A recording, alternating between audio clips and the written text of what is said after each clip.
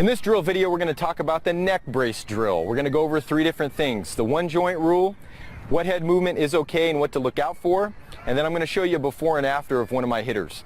First, let's talk about the one joint rule. This is something that Dr. Kelly Starrett of mobilitywod.com talks about quite a bit. And what this is, I want you to do, it's best explained in an experiment. So what I want you to do is grab a partner. I want you to stand with your feet under your shoulders, head staring straight ahead, bring your strongest arm out in front. Splay your fingers out, spread them out like starfish. It's going to give a cue to your elbow to tighten. And what I want your partner to do is he or she's going to try and bend your arm, bend your elbow, okay? Bend your elbow, and you're going to resist them bending your elbow. Then after a couple seconds of that, then what I want you to do is stay out here, same position. Now I want you to take your head back just like this, and then try and resist them bending your elbow. Then what I want you to do is go chin to chest. Same thing, try and resist them bending your elbow with your chin buried in your chest. Then last one, number 4, is take your ear, drop it into your shoulder, have them try and bend your elbow and you resist bending the elbow. Now my question to you is, which way, with your head forward, back, down, or sideways, was it easier for you to resist them bending of your arm? Most likely it was the first one. When you staring straight ahead, it was easier for you to resist them bending the arm. And this has to do with, it's like we're guillotining the central nervous system, in Dr. Kelly Starrett's words. So now I'm going to show you what the neck brace drill looks like.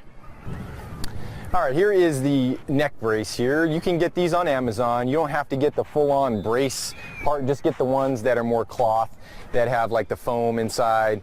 All you're looking for is something that's a little cumbersome, a little bit stiff, that the hitter gets the idea of what you're doing. I'll put a couple links for a youth and an adult model on Amazon. They're pretty cheap. I think total it'll cost you 15-20 bucks shipped.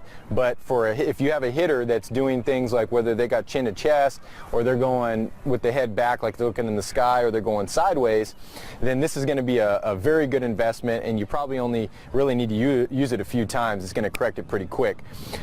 To the fact that you don't have to, if they start doing it again later, you can just cue the neck brace. You don't even have to put it on, have them put it on, because they'll remember what that feeling was of being a little bit restricted in their head movement when they swing.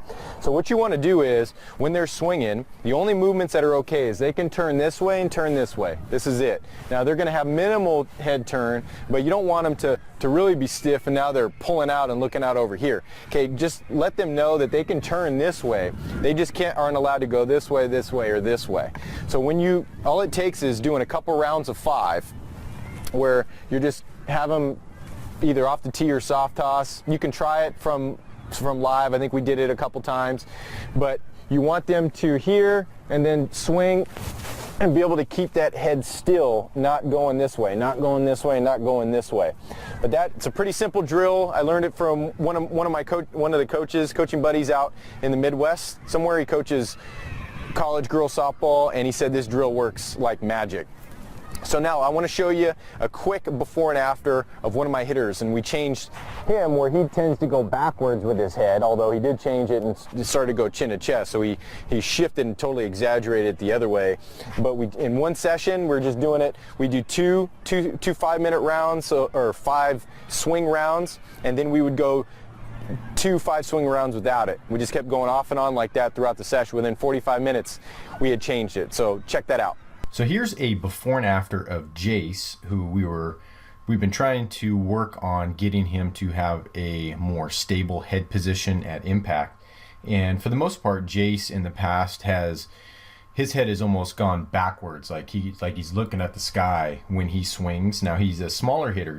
Right now he's about 66 pounds soaking wet, and he's about 10, 11 years old.